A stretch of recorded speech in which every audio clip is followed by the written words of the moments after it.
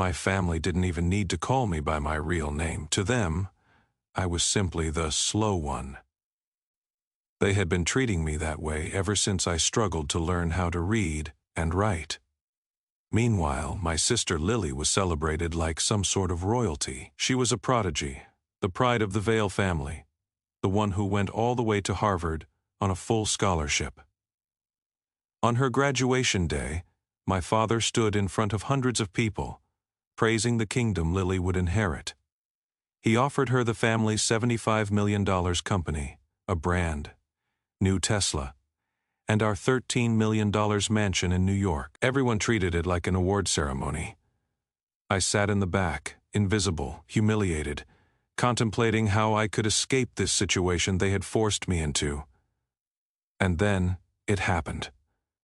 A man I had never seen before approached me. He leaned down, handed me a thick white envelope, and whispered something in my ear. "It's time to confess to them who you really are." In that moment, everything I thought I knew about myself, and everything my family believed was about to change. I grew up in a house where love was distributed like an award, and only my sister Lily was the owner of these awards.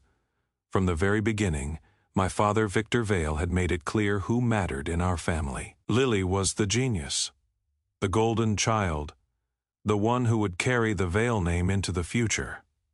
I was the other child, the one who could never be what they demanded at family dinners.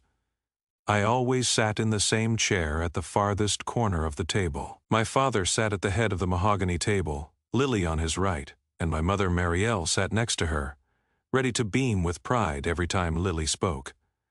Every time I opened my mouth, the conversation had already moved on. I learned that silence felt better than watching them roll their eyes. My father had a style of tearing me down with just a few words. I remember what happened one evening when I was 14. Lily had announced she was invited to an advanced science program. The table overflowed with congratulations. My father raised his glass and said, "This is what it means to be a Vale: excellence, leadership, intelligence." He looked at me with an expression of disgust. "And you, Aaron, only managed to pass gym class. We must be grateful for small victories." The room filled with laughter. Even my mother laughed, but her laughter was quieter, as if she knew it was cruel, but was used to it. It hurt me in a way I couldn't explain. Not because of the words themselves, but because they never considered I could be anything more. My mother would often make comparisons when she thought no one else was listening. "Why can't you be more like your sister?" she would say as she handed me a plate or a basket of laundry. Her voice was calm, almost ordinary, but every word settled inside me like a leaf falling from a tree. Lily thrived in this environment. She played the role of the perfect child with ease. Short, sharp, featured, and self-assured. She carried herself as if the world already belonged to her. She knew she was the favored child, and took pleasure in reminding me of it. When I was 16, I was working part-time at a local business to save up my own allowance. One night, as I was leaving for work, Lily sat on the living room sofa, surrounded by our parents' praise, and made a face at me. "Don't forget to wipe the dirt off your hands before you touch the doorknob. We wouldn't want the neighbors thinking the Vale family has a janitor." My parents chuckled as if the joke was funny, and I left the house pretending not to care. But those kinds of comments were tearing me apart from the inside. The only person who saw me differently was my grandfather, Eldon Vale. He had founded the family company decades ago, building it from scratch into the empire my father now owned. Eldon was a quieter, kinder man who trusted people more than profit. Whenever I visited him, he never asked about my grades or accomplishments. He asked about my thoughts, my dreams, and what made me happy. One afternoon, sitting on his porch, he leaned in and said to me, "Aaron, never mistake their blindness for reality. You have something Lily doesn't. One day, when the time is right, you will understand. Don't let them convince you otherwise." His words stuck with me, but I didn't fully grasp them. To me, I was just the forgotten child, trying to live in the shadow of a family that valued achievements and headlines. Life at home was like a competition I was barred from winning. My father groomed Lily like a princess. He took her to board meetings when she was still a teenager, let her observe business deals, and told every guest who visited our home that Lily was the future of the Veal legacy. I was never invited to those meetings. Instead, I was told to mow the lawn, run errands, or simply stay out of sight. It was as if my presence was an inconvenience, something to be managed rather than celebrated. As I grew older, the chasm between us only widened. Lily's acceptance to Harvard was celebrated like a holy day in our house. My mother threw a party that evening, with catered dinner and alcohol. Strangers congratulated me, assuming I was proud. But behind the polite smiles, I felt invisible, as if I had no identity beyond being Lily's brother. By the age of 19, I understood I couldn't rely on my family for love and validation. I started working multiple part-time jobs, quietly saving money, creating small pieces of independence they would never appreciate. While Lily spent her summers abroad, returning with memories from Europe, I spent my summers stacking boxes in warehouses and cleaning restrooms. My family viewed my work as a waste of time, never considering it was giving me a strength they couldn't even imagine. Still, at every family gathering, I felt the weight of their judgment. My father's words echoed in my head. "Aaron, you'll never amount to anything." My mother's voice followed me down the hallways. "Why can't you be more like your sister?" Lily's laughter was a constant reminder of how simple her life was compared to mine. As graduation day approached, I had rehearsed the humiliation that was coming. The question wasn't if they would favor her again, but how publicly and painfully they would do it. As they celebrated Lily as the most valuable member of the Veal family, I prepared to sit quietly and crush my pride. Little did I know that the life of shadows and shame they had forced me to accept was about to face a truth that would shake the entire family. I didn't know that the envelope waiting for me that day would prove my grandfather's words true, and that my silence wouldn't last forever. Lily's graduation day was like a theatrical performance from the moment I woke up. My family treated this day as more precious than any holiday or milestone we had ever celebrated. My mother, Marielle, paced around the house, giving instructions to the staff about flower arrangements, catering deliveries, and the guest list. My father, Victor, stood in the entrance hall, adjusting his cufflinks and rehearsing the speech he would give to the hundreds of invited guests. My only task today was to sit quietly.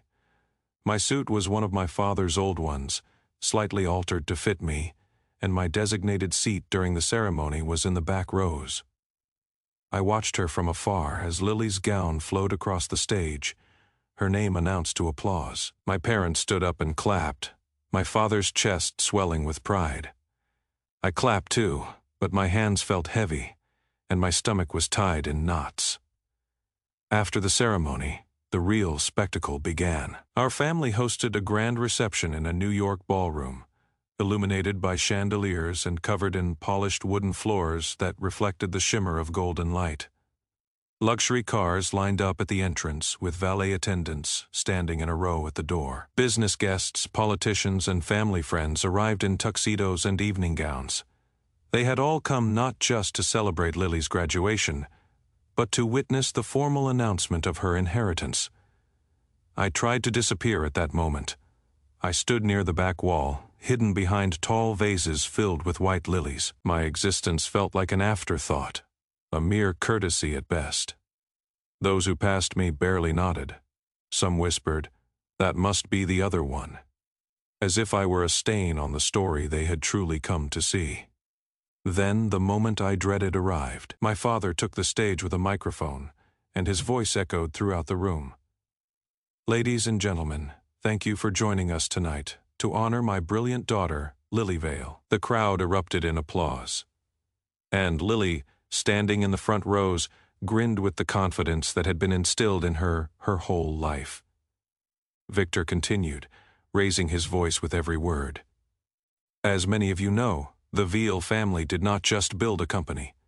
We created a legacy. Tonight, I am proud to announce that Lily will not only continue our name, but will also inherit the foundation of everything we have created. The $75 million company, the brand new Tesla Model X parked outside, and the $13 million New York mansion. It will all be hers. She is the future of our family, and I couldn't be more proud. The hall filled with applause again. Glasses clinked in the air. Cheers filled the atmosphere, and the sound of celebration enveloped me. I remained in my back seat, my heart tightening with every cheer. My mother leaned against my father, smiling with satisfaction, her hand resting on his arm as if to say, "We did it. Our perfect child has everything." For a brief moment, my eyes met Lily's. She raised her champagne glass towards me, but not to include me, with a mocking smile as if to accompany my failure. The message in her eyes was clear. I had lost. She had won. I wanted to vanish, to disappear from that room where I felt like nothing more than a shadow. The shame weighed heavier on me than ever before. I thought of the years I had worked unnoticed, the nights I spent alone, believing that maybe one day, just maybe, they would see me differently. But with my father's words, that dream dissolved in front of everyone. The crowd applauded Lily, and my mother passed right by me as she walked toward the stage. She paused just long enough to whisper in a sharp voice, "At least don't ruin your sister's day. Keep to yourself." Then she left, grinning again as she took Lily's hand. The speeches continued, the toasts grew louder, and I remained glued to my chair. I clenched my fists on the table, trying to hold myself together. Anger and grief mixed in my chest, a storm I couldn't show anyone. I thought of my grandfather Eldon, the only person who had ever made me feel valued. His words echoed in my mind. "One day, the truth will set you free." But what truth? For me, this was the only truth. My family had chosen their favorite, and my sister was crowned. I was the forgotten child. While the rest of the family shimmered in the golden light, I sat in the shadow of shame. The conflict that defined my life had never been so clear. I wasn't just excluded, I was erased. My father had announced it to the world, and the ensuing applause sounded like nails being driven into a coffin. In that moment, I believed I would remain silent forever. I would endure this day, just as I had endured every insult, every whisper, and every cruel laugh. Little did I know that this night would bring me something I never expected. As the applause began to fade, and the music resumed, I noticed a man in a dark suit walking toward me through the crowd. He wasn't clapping, he wasn't smiling. He was carrying something in his hand, and his eyes were focused only on me. The man moved with determination, cutting through the crowd as if the laughter, the music, and the celebration didn't matter to him at all. His gaze was fixed and steady on me, and I felt the atmosphere shift before he reached my table.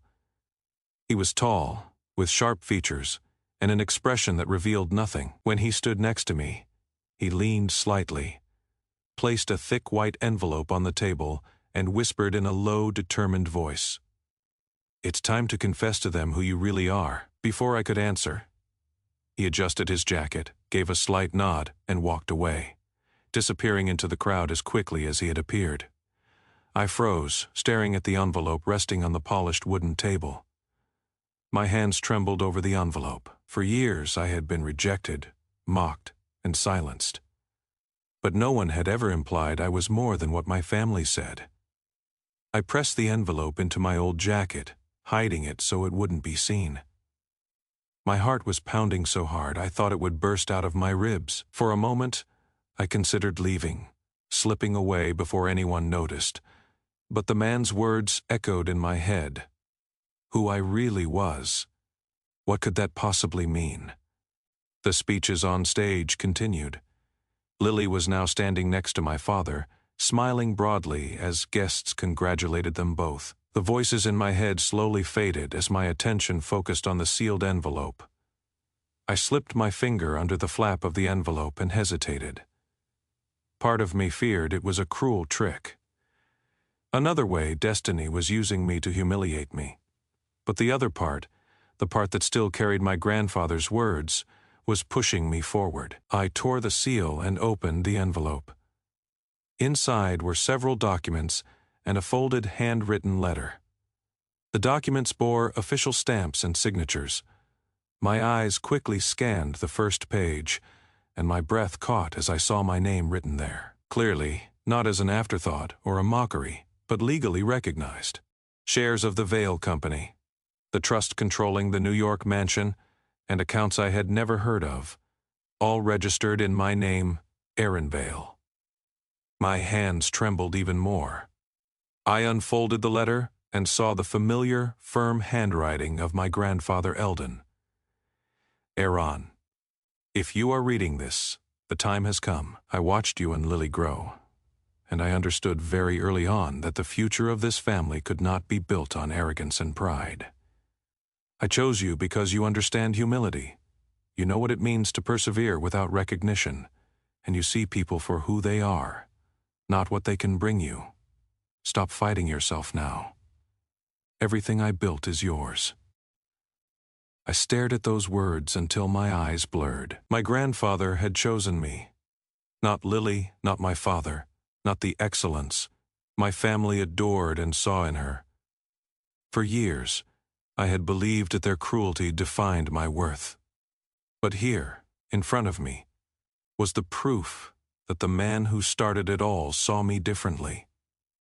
My chest tightened with a mixture of disbelief and rebellion. I wanted to stand up and shout the truth, but fear held me in place. My father stood at the front of the room, his voice full of authority, his reputation shining brighter than the chandeliers above him. If I interrupted him, if I dared to question his proclamation, the reaction could be devastating. The Vale family name was power, and Victor Vale had protected it for a lifetime with intimidation and control. But then I thought of everything I had endured that led me here. The sneer on my father's face when he called me useless. My mother's whispers comparing me to nothing next to Lily. My sister's petty jokes disguised as intelligence. The years of silence I endured for the slightest bit of approval. I had allowed them to dictate who I was for too long. The envelope in my hand was more than just cheap paper. It was freedom. I closed the folder and tucked it inside my jacket, pressing it tightly against my chest. My decision was clear. I would not be silent. Not this time. I would not let my father's voice drown out mine. The music softened as another round of toasting began. Glasses were raised to Lily's honor, and applause echoed through the room. Slowly I rose from my seat, my legs shaking but resolute. For the first time in my life, I felt bigger than the weight of their judgment. As I walked toward the stage, a few people looked at me curiously. My father noticed me approaching and frowned, clearly displeased by the interruption. Lily smirked, assuming I was there to congratulate her in front of everyone, playing my usual role as the silent shadow. My mother gave a slight nod, her eyes flashing with a sharp warning. But my grandfather's words echoed in my mind. One day the truth will set you free. That day had arrived. With my heart pounding, I climbed the stairs to the stage, my hands tightly clenched at my sides. Victor leaned toward the microphone and tried to usher me away with a forced smile. "Aaron, this is not your moment," he whispered. But I did not budge. My voice, shaky at first, grew stronger with every word. "Actually, Father, this moment belongs to me." The room fell silent. Guests held their glasses mid-toast, their celebratory conversations cut short. Lily's arrogance instantly vanished. My father's eyes narrowed with fury, and I reached into my jacket pocket, clutching the envelope that contained the truth my family never wanted to see. The silence in the room was heavier than any sound. Hundreds of eyes were fixed on me, standing at the edge of the stage, holding the envelope tightly to my chest. My father's jaw was clenched as he approached, his voice low but sharp. "Aaron, get down. You are embarrassing yourself." For years, I had obeyed such commands without question. For years, I had retreated into the shadows when told I didn't belong here. But not this time. My hand trembled as I pulled the papers from inside my jacket and held them up high for everyone to see. "It is not me who is embarrassing myself," I said, my voice reaching farther. "It is you who is embarrassing yourself?" A ripple of astonishment spread through the crowd. Lily laughed nervously and raised her glass again. "What are you doing? Sit down before you humiliate yourself." I opened the envelope and unfolded the documents. The seal of the Vale Company gleamed under the ballroom lights. "These are the deeds of transfer signed by Eldon Vale," I said, my voice sharp.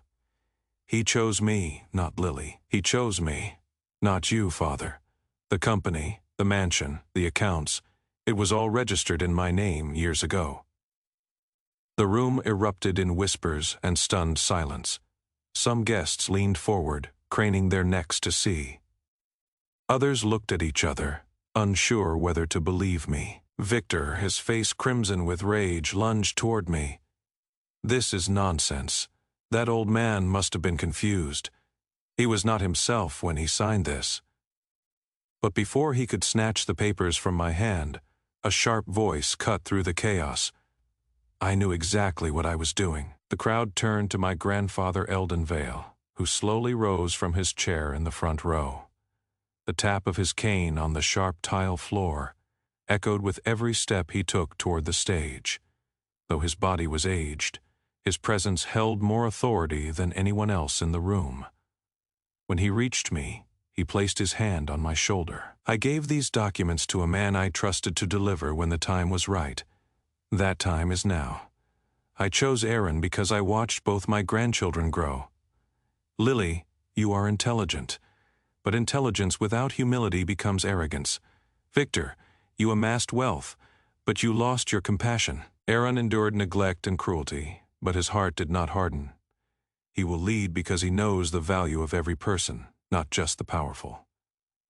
The room roared with noise again, this time with louder gasps and murmurs. Lily's face went pale, her smirk gone. "Grandfather, you can't be serious," she stammered. "I did everything to make you proud. I achieved so much more than Aaron ever could."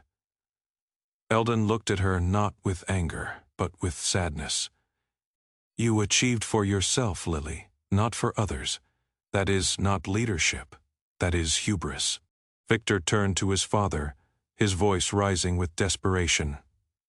"You would give everything to the boy who failed, the one who never earned the right to the Vale name?" Eldon's reply cut him like steel. "I am giving everything to the man who redefined what the Vale name means." The crowd fell completely silent. The chandeliers seemed to tremble with the weight of the words. For the first time in my life, I felt the power of being seen, truly seen, not as a disappointment, but as the rightful heir to something greater than wealth. My hands no longer trembling, I turned to the audience.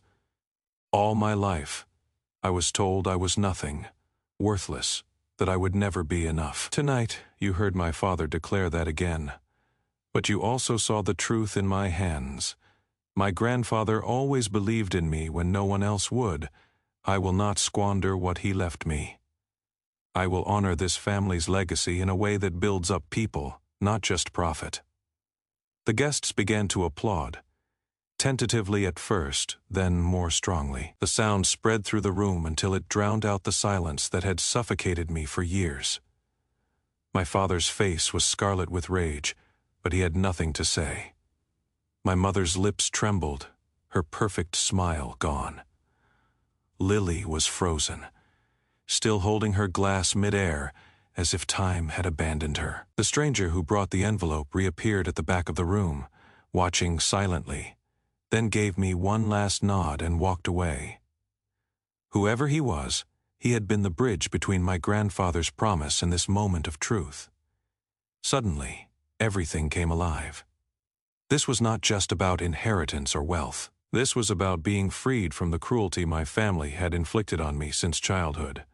The humiliation, the abuse, the years of silence. It all led up to this night, and finally, I could stand up and speak without shame. I turned to my grandfather and bowed my head slightly. "Thank you for believing in me." He squeezed my shoulder.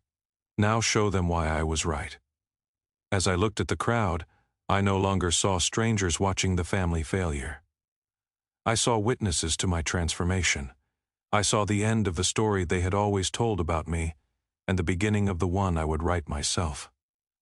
Lily lowered her eyes for the first time, unable to hold my gaze. Her smirk was gone, replaced by a feeling I had never sensed from her before. Fear, and in that ballroom, under the bright light of the chandeliers, I understood the truth. I was never the slow one. I was just waiting for the right moment to show them who I really was. The applause faded into murmurs as the weight of what had just happened settled in the ballroom. My father's hands were tightly clenched at his sides, his voice low and bitter. "This is not the end. You don't know what you've gotten yourself into, Aaron." He left with a sharp turn, his polished shoes hitting the floor like gunshots. My mother followed him, avoiding my eyes, her face pale under her makeup. She had spent her life crafting an image of a perfect family.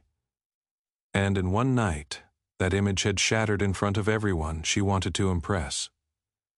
Lily remained frozen in place, her shoulders tense, her fists gripping the stem of her glass. She looked at me with a mix of disbelief and fury, as if I had stolen something that was her birthright. "You don't deserve this," she hissed. "You don't compare to me." I met her gaze without flinching for the first time. Her words did not diminish me. "Maybe I am not the person you think I am, but I am the person my grandfather believed in, and that is more than enough." The expression on her face showed me the truth she couldn't confess. She was afraid. Afraid because the foundation of her superiority had just crumbled. My grandfather stood taller than I had seen him in years. He leaned on his cane, but his voice was full of power. "This family will change tonight. The company is in capable hands, and this time those hands belong to someone who knows the cost of being overlooked.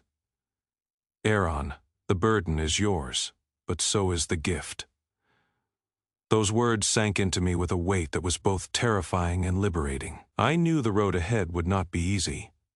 Running a multi-million-dollar company was a responsibility far greater than I had imagined. But for the first time, I believed I could face this challenge. Not to prove my father wrong or to humiliate my sister, but to honor the trust my grandfather had placed in me. The guests slowly began to applaud again. This time, not for Lily or Victor, but for me. The sound filled the room like a wave sweeping away the silence of years. I stood taller, my chest swelling, no longer hiding in the shadow of my family. Late that night, as the crowd dwindled and the chandeliers dimmed, I stepped outside and inhaled the cool New York air. The city lights stretched across the skyline, shimmering in the darkness. For years, I had seen these lights as symbols of a world that didn't belong to me.